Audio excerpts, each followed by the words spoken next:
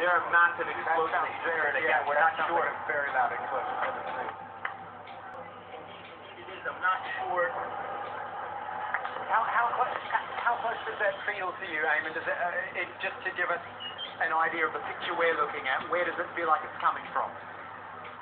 Well, listen. Let me just give you a perspective of where we are. We're just a few hundred meters away from the Ministry of Information, and very importantly, the radio and television building. Adjacent to that is Egypt's foreign ministry, just down the block from where we are. We understand that obviously the Ministry of Interior on the other side of where we're standing, those are very critical government buildings. They're always heavily guarded, heavily secured, not only by private security, but also by various security branches within the government, including police and others.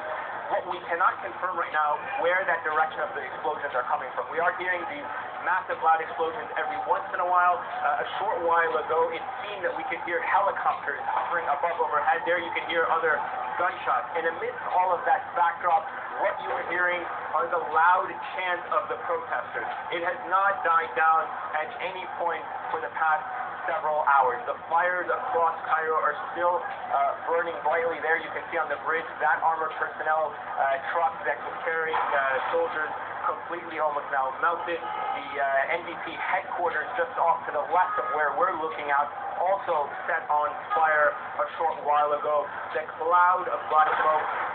There you can hear another massive explosion, and it seems that there's been another fire that's been set underneath the bridge. So indeed, very chaotic scene here in the heart of Cairo. You know, Eamon, we say chaotic, we've been saying unprecedented and historic. I would throw another word in there and say frightening. It's actually sounding quite frightening there.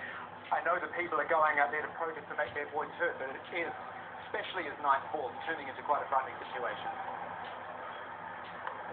Well, I guess the question, you're absolutely right. There's no doubt that fear is a factor on the minds of these people, but there's no doubt at the same time the fact that they have overcome this fear, the fact that they are now on the streets amidst this gunfire, amidst these explosions that constantly just getting louder and closer to where we are. The fact that you can hear this and that the people are still here is really a testament to the kind of determination these protesters have. So if there is any fear among the people, it's certainly not among the protesters who have defied the curfew, who have looked down police forces, who have looked down water cannons, and who are now perhaps going to confront an even harsher crackdown in the coming hours if indeed the military does take to the streets. What you can expect, though, in the coming days is going to be a sense of fear across the country, not because of any particular change in the government, but what all this means for the ordinary citizens of Egypt. Whether or not the president heeds the call of the ordinary Egyptians, or whether or not, in some way, they manage to bring the situation under control and tighten the grip of the government and the police. That, I think, is going to be the concern and fear on everyone's mind in the coming days, if indeed the situation is brought under control. And for the time being, it does not look like it. With the sounds of these explosions that we are hearing, the gunfire, and the protesters still on the street past the curfew. Eamon, thank you for now. I want to go to the phone and speak to Amin Eskander, who is the founder of both the Karama and Kifaya